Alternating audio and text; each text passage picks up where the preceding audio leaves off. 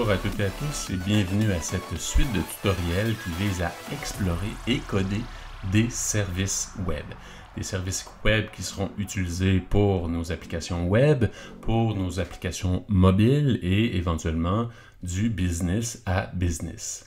Aujourd'hui, l'objectif de ce cours-ci est de découvrir une partie de l'écosystème Swagger. Swagger nous permet, entre autres, de faire la conception de services web, de construire des services web, de documenter, de tester et de standardiser des services web. Aujourd'hui, on va mettre l'emphase sur la documentation. Donc, comment créer et générer une documentation interactive pour les services web qu'on est en train de développer avec Laravel. Maintenant, allons au niveau de la documentation. Voici un exemple de documentation qui est offert par la communauté Swagger. Vous allez la retrouver sur petstore, P-E-T-S-T-O-R-E.swagger, S-W-A-G-G-E-R.io et vous allez découvrir la documentation interactive pour un exemple de service web. Et cette documentation interactive-là est générée et entreposé dans un fichier swagger.json. Donc, toute la description de vos services web, de vos routes, de vos méthodes sont entreposées dans ce fichier-là qui va être généré. Et par la suite, le Swagger Explorer va afficher et vous rendre une interface tout de même agréable à utiliser. Donc, en haut, on a vu qu'on avait une description sommaire du service web. On peut voir ici qu'on peut passer en mode HTTP, HTTPS. Il y a la possibilité d'implémenter directement à l'intérieur de votre documentation l'authentification. Donc ici, il nous faudrait un client ID pour pouvoir se connecter. Puis on peut voir que les routes sont regroupées par tag. Donc dans ce cas-ci, si on veut gérer des animaux, des pets, pouvoir gérer un magasin, pouvoir gérer les utilisateurs, etc. Et ce qui est le fun avec cette documentation-là, c'est que en cliquant sur une des routes qui m'intéresse, par exemple si je veux créer un nouvel animal, je clique dessus et je vais avoir de l'information, entre autres, le body, donc le corps du message en JSON que je vais devoir envoyer au serveur. Donc, on peut voir ici qu'il y a possibilité de spécifier une photo, de spécifier le nom de l'animal, d'y attribuer des tags, etc. Et on pourrait, entre autres, envoyer l'information en JSON ou en XML. Et on peut voir aussi les codes de statut qui vont m'être retournés. Donc, dans ce cas-ci, un 405, s'il y a une erreur au niveau de l'information que je vais envoyer. Et ce qui est le fun avec tout ça, c'est que c'est une documentation interactive. Donc, je peux cliquer par exemple ici sur Get et il y a le bouton Try It Out pour l'essayer. Et là, je pourrais par exemple envoyer l'identifiant de l'animal, par exemple numéro 3, et exécuter la requête. Et ça va envoyer une requête au serveur et me retourner de l'information. Donc, le pet numéro 3 ici, on peut voir que c'est un chien, son ID est bien spécifié, son nom c'est Uzik, etc. Donc, ce qui est intéressant, c'est que je peux interagir directement avec mon API.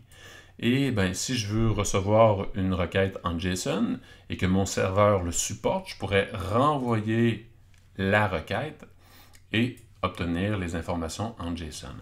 Puis, pour ceux qui aiment la ligne de commande, ce qui est intéressant, c'est que j'ai la requête curl que je pourrais utiliser directement en ligne de commande, soit sur Windows, sur Linux ou sur Mac. Et j'ai juste à faire un copier-coller et ça va reproduire cette requête-là. Donc, c'est une documentation interactive, super utile et je vous incite à incorporer ce type de documentation-là dans vos projets de développement de services web. Et la documentation est tout de même bien organisée. Elle est bien organisée et c'est quand même assez facile de s'y retrouver. Donc, comment on fait pour bâtir cette documentation interactive-là? Il faut connaître la spécification OpenAPI. Donc, c'est une structure de documents qu'on doit respecter pour pouvoir éventuellement générer cette documentation interactive-là. Donc, ici, on peut voir la structure de base. Donc avec ici les informations de base de l'API, les différents serveurs avec lesquels on peut interagir, les chemins, donc les routes avec les verbes, une petite description, les réponses attendues. Donc c'est tout de même assez bien documenté. Les chemins avec lesquels on peut interagir, les types de médias, etc. Donc ce que je vous propose, c'est éventuellement aller sur cette page-là pour faire un survol de la spécification, parce qu'éventuellement, vous allez avoir besoin de comprendre la structure d'un document pour pouvoir générer la documentation interactive. Je me retrouve actuellement sur le site editor.swagger.io. L'éditeur permet d'éditer ou de créer la documentation interactive directement à partir d'un navigateur. À gauche, vous avez la description de votre API et à droite, la documentation qui est générée. Et ce qui est intéressant, c'est que je peux modifier à gauche une valeur et ça va être mis à jour directement dans la documentation.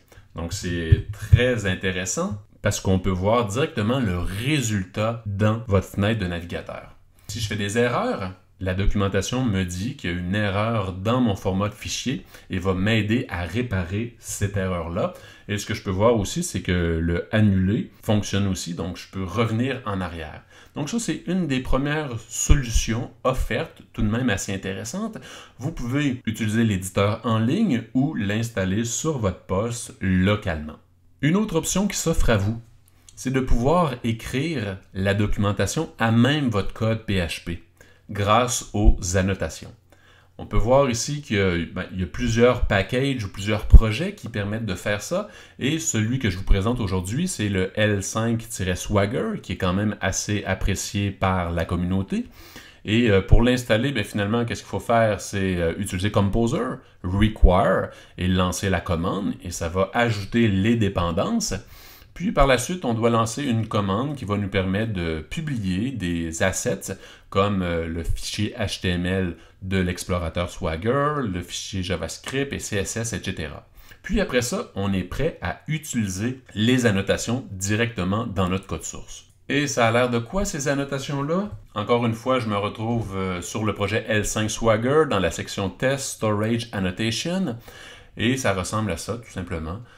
Directement dans nos commentaires, on va utiliser le préfixe OpenAPI et spécifier des balises et on va définir des propriétés et des valeurs et la documentation Swagger va être générée à partir de ce document-là. On va aller dans le code. De mon côté, j'ai déjà installé le L5 Swagger et on se retrouve actuellement dans le dossier config /L5-Swagger et on peut voir ici qu'on peut modifier le titre de notre documentation. On peut spécifier l'adresse de notre documentation sur notre API. Donc, il y a tout un tas de configurations possibles pour pouvoir répondre à vos besoins. Au niveau de mon fichier .env d'environnement, j'ai utilisé deux constantes. Donc, une constante qui permet de définir l'adresse de mon serveur. Et ici, je spécifie que la documentation doit être générée à chaque fois. Donc, ça, c'est intéressant. Lorsque je fais des mises à jour de mes commentaires dans mon code, donc je peux voir le résultat directement dans mon navigateur. Maintenant, ce que j'aimerais vous présenter, c'est le code, les annotations dans les différentes classes. Commençons par le contrôleur.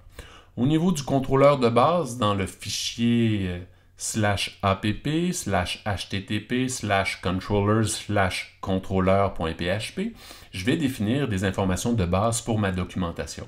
Donc, on a vu tantôt le bloc info qui me permet de définir la version, le titre, la description, la licence associée à ce projet-là. Par la suite, les adresses de mes serveurs. Je pourrais avoir un serveur de production, un serveur de développement et un autre bloc important, le Security Scheme, qui me permet de définir justement la façon que je vais devoir me connecter pour pouvoir passer en mode authentifié. Dans ce cas-ci, j'utilise OAuth avec Passport, qu'on a déjà installé dans notre projet Laravel. Donc, si j'ai configuré justement le Security Scheme pour utiliser OAuth 2. Maintenant, passons au niveau d'un contrôleur spécifique, celui de Station Controller. On peut voir ici la route index, la route qui nous permet d'avoir accès à toutes les stations paginées. Et comment on fait pour générer la documentation? Encore une fois, on utilise le A commercial OA pour OpenAPI et je vais utiliser le verbe get pour dire que c'est le verbe get qui me permet d'accéder aux stations. Je peux définir le chemin pour accéder à cette ressource-là. Je peux spécifier des tags aussi. Si je veux regrouper plusieurs routes ensemble, dans ce cas-ci, j'ai utilisé le tag station. Et c'est des stations qui sont paginées. Donc, je peux définir des paramètres. Dans ce cas-ci, c'est le paramètre page. Lorsque je veux passer à la page numéro 2, 3, 4 sur la liste de mes stations, donc je dois utiliser un paramètre dans l'URL. C'est un paramètre qui n'est pas requis, qui n'est pas obligatoire. Il va se retrouver dans le chemin, dans l'URL. Et je dois envoyer un entier pour passer à la page 1, 2 et 3. Il y a aussi le bloc response qui me permet de définir des propriétés de la réponse fournie par le serveur. Dans ce cas-ci, je m'attends à avoir une réponse 200 si tout se passe bien et ça va me retourner la liste des stations. Return the stations collection. Donc, je peux sauvegarder ça. Et ça va aussi me retourner des données en format JSON. Et puisqu'on veut récupérer plusieurs stations, j'ai dit qu'on allait utiliser un tableau, un array. Un tableau qui va contenir des items. Et ces items-là, ce sont des stations. Donc, je vais vous présenter justement le schéma ou le schéma station qui va être défini dans le modèle station. Un autre exemple au niveau du post. Donc, ici, je vais spécifier post. Je peux encore utiliser des tags. Je peux dire, cette fois-ci que j'aimerais qu'on applique la sécurité. Cette route-là sera donc protégée grâce au auth2. Je vais devoir envoyer un token, un jeton d'authentification avec l'entête Authorization Bearer. C'est ce qu'on a vu dans les tutoriels précédents. Puis ce qui est le fun avec la documentation, c'est qu'elle se charge de tout. Elle va automatiquement ajouter mon jeton une fois que je vais m'être connecté. Encore une fois, le bloc Response, cette fois-ci, c'est un 201 qu'on retourne. Et il y a possibilité de définir le body. Quand je vais faire la requête à mon serveur, je vais devoir envoyer du JSON et je vais devoir suivre le format qui est défini dans Station Post Request que je vais vous présenter à l'instant. Dans ma documentation, c'est de la documentation que j'ai générée préalablement. On peut voir l'entête avec les informations. On peut voir ici qu'il y a un serveur actuellement qui est disponible. J'ai mon bouton Authorize qui va me demander mon nom d'utilisateur, mon mot de passe, mon client ID, etc.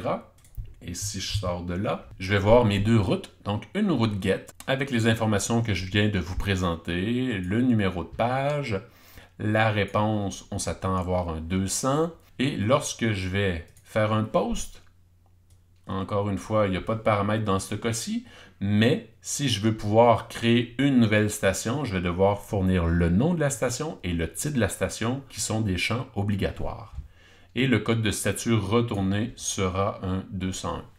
C'est une documentation interactive, donc je peux faire try it out, exécuter la requête et normalement, je vais avoir accès à la liste des stations de mon API. Si on continue un petit peu plus loin dans le code, c'est qu'on peut aussi définir des modèles. Dans la classe station.php, j'ai justement défini un schéma et le nom du schéma, c'est station. Et à l'intérieur, j'ai défini des propriétés. Une station, si on se souvient bien, comporte un nom, un titre, une latitude, une longitude.